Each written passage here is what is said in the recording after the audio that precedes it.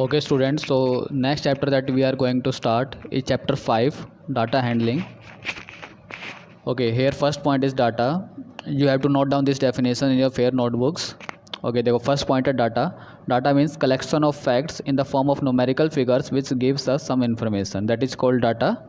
ठीक है, तो इसका मीनिंग है कि अगर हम कुछ न्यूमेरिकल फिगर्स को यानी कुछ नंबर्स को अगर हम कलेक्ट कर रहे हैं और उसकी उस कलेक्शन की हेल्प से हमें कुछ इन्फॉर्मेशन मिल रही है, so that is called data. उस इन्फॉर्मेशन को हम डाटा बोलते हैं.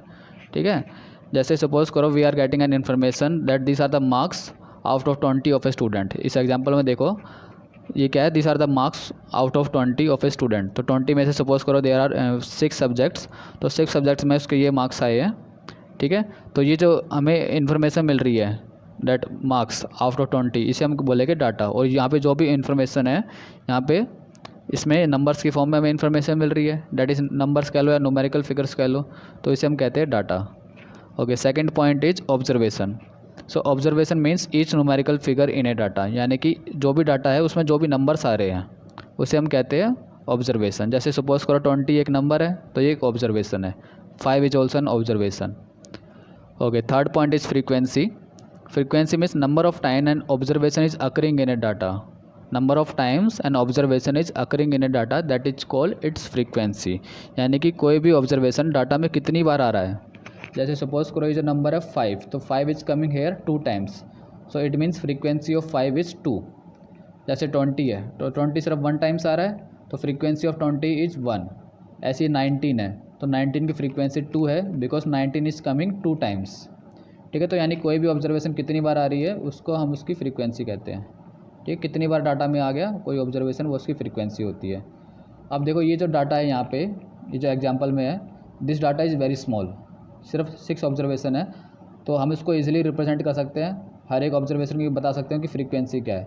बट सपोज नाउ हमको रिप्रेजेंट करना है कोई काफ़ी बड़ा डाटा है यानी लार्ज डाटा है और उसको हमें रिप्रेजेंट करना है, तो इस केस में हम हर एक फ्रीक्वेंसी को, हर एक ऑब्जर्वेशन का फ्रीक्वेंसी फाइंड नहीं करेंगे. हम क्या करेंगे, ग्रुप्स बना देंगे कुछ. We will make some groups. ठीक है, तो जैसे हमने ग्रुप्स बना दिए, यहाँ पे जो भी नंबर्स है देखो ये नंबर्स 20 से सभी छोटे नंबर्स है.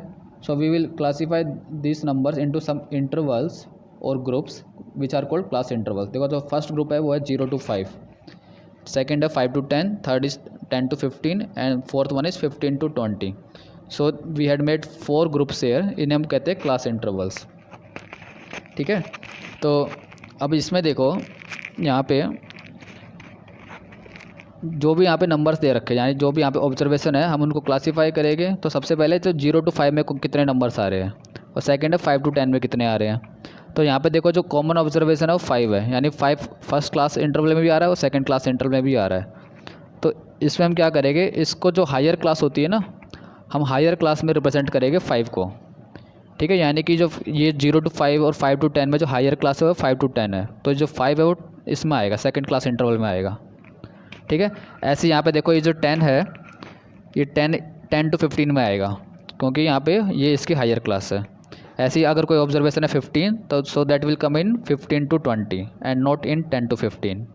ठीक है, इसको देखो मैं सोल्व करके दिखाता हूँ. जैसे हमें ये जो डाटा है इसको रिप्रेजेंट करना है. ठीक है, तो सबसे पहले हमको ये देखना है कि 0 to 5 में कितने आ रहे हैं. तो जो ये जो 5 है इसको हम 0 to 5 में नहीं लेंगे, इसको तो हम नेक्स्ट हायर क्लास में ले लेंगे यानी 5 to 10 में ले लेंगे. तो यानी कि जो फर्स्ट क्लास इंटरवल है वो क्या है कि 0 से लेके 4 के बीच में कितने हैं, हमको ये नंबर देखने हैं. 5 को इसमें नहीं लेना, 5 आएगा नेक्स्ट क्लास इंटरवल में, जो यानी जो हायर क्लास होती है उसमें आएगा 5. ठीक है, 0 to 5 से हायर क्लास है 5 to 10, तो ये 5 जो है 5 से लेकर 10 के बीच में यहाँ पर आएगा. तो देखो सबसे पहले यानी हमको देखना है कि 0 to 4 कितने हैं इसमें. देखो तो देखो यहाँ पे कितने हैं, देखो ये 5 तो आएगा नहीं, ये भी नहीं आएगा, तो 1 2. ठीक है, 2 है तो इसकी फ्रीक्वेंसी है 2. ऐसे ही देखो नेक्स्ट है 5 to 10, तो 5 to 10 हमको देखने कि कितने नंबर्स आ गए. और यहाँ पे ये जो 10 है ये नेक्स्ट क्लास में आएगा, तो यानी कि यहाँ पे हमको एक्चुअली में क्या देखना है कि 5 से लेकर 9 के बीच में कितने नंबर्स आ रहे हैं. तो देखो 1 2 then 3 4 एंड 5, तो 5 से लेकर 10 के बीच में देर आर 5 से लेकर 9 के बीच में हम देख रहे हैं, तो 5 के से लेकर 9 के बीच में देर आर 5 नंबर्स. ऐसे अब देखना हमको 10 to 14 कितने हैं, यानी ठीक है। 10 से लेकर 14 तक कितने नंबर्स आ रहे हैं, यानी 15 को हमें इंक्लूड नहीं करना है क्योंकि 15 तो हायर क्लास में आएगा, 15 से लेकर 20 यहाँ पे आएगा। ठीक है, तो हम देखेंगे इसमें कि 10 से लेकर 14 के कितने नंबर्स आ गए। तो देखो कितने आ रहे हैं, देखो सबसे पहले 1, ठीक है, 15 हम लेंगे नहीं तो ये नहीं आएगा। हम 10 to 14 देख रहे हैं, तो 1 2 3, ठीक है, और ये 4, ठीक है, तो यानी 4 आ गया। तो यहाँ पे ये जो इसकी जो फ्रीक्वेंसी है बिटवीन 10 to 15 इट इज़ 4। तो हम यहाँ लिख देंगे 4। ओके, नेक्स्ट है 15 से लेकर 20 के बीच में हम देखने हैं कि कितने आ रहे हैं 15 से लेकर 20 के बीच में, और उसमें हम 15 को भी इंक्लूड करेंगे। तो अब देखते हैं कितने हैं ये। तो देखो 1 2 3 4 5 6 7 8 एंड 9, तो ये टोटल है 9। ठीक है, और अगर हमको ये चेक करना है कि हमने ये सही किया या गलत किया, उसको हम चेक भी कर सकते हैं। देखो इन सबको ऐड कर लो जितनी फ्रीक्वेंसीज हैं, ठीक है। सो ऐड करो इनको, तो 9 और 5 + 4 ये भी 9, तो 9 + 9 18 + 2 20, तो ये ऐड करके दिस इज कमिंग 20। ठीक है, ये 20 आ रहा है।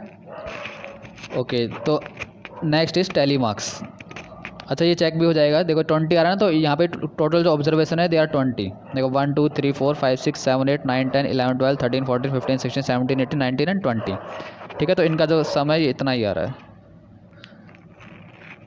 ओके, अब टैली मार्क्स देखो इनके।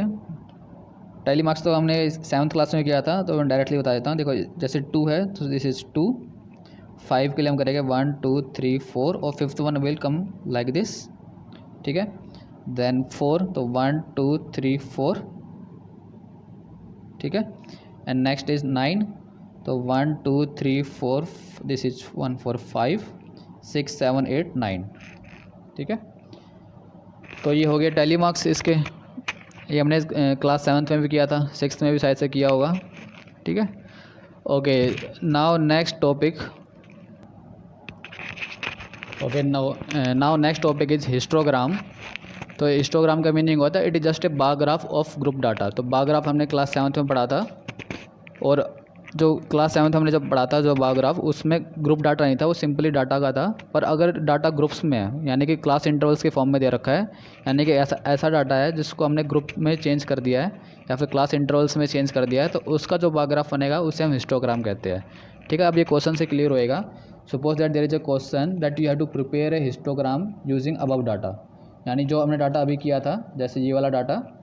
ठीक है, तो सबसे पहले हमको क्वेश्चन में इस तरफ ये डाटा दे रखा हुआ है ये पूरा, और ये होगा क्वेश्चन कि हमें इसका हिस्टोग्राम प्रिपेयर करना है। So first of all we have to make a table like this. इसे हम कहते हैं फ्रीक्वेंसी डिस्ट्रीब्यूशन टेबल। ठीक है, यानी कि जिसमें हम क्या करेंगे, फ्रीक्वेंसी को डिस्ट्रीब्यूट कर देंगे using table, that is called frequency distribution table. So first of all we have to make some groups और क्लास इंटरवल्स लाइक दिस। ठीक है, इन द सिमिलर मैनर, जैसे मैंने करके दिखाया वैसे तुम लोग तो इसी तरह से करना तुम्हें भी। ठीक है, तो और फिर इसकी हेल्प से, यानी ये जो फ्रीक्वेंसी डिस्ट्रीब्यूशन टेबल है, इसकी हेल्प से हम हिस्टोग्राम प्रिपेयर करेंगे। अब तो देखो हमें हिस्टोग्राम प्रिपेयर करते वक्त इस बात का ध्यान रखना है कि ये जो फ्रीक्वेंसीज है इसको तो हमें शो करना है या फिर रिप्रेजेंट करना है along Y axis, and class intervals को हम रिप्रेजेंट करेंगे अलोंग एक्स एक्सिस। ठीक है, देखो एक्स एक्सिस मीन्स जो हॉरिजॉन्टल एक्सिस होती है इस तरह से, इसको तो हम क्लास इंटरवल्स को एक्स एक्सिस के अलोंग रिप्रेजेंट करते हैं, और इसको वाई एक्सिस यानी जो वर्टिकल एक्सिस जो होगी हमारी। So now we will prepare a histogram. So देखो कैसे प्रिपेयर करेंगे। अब हम जस्ट वॉच दिस वीडियो।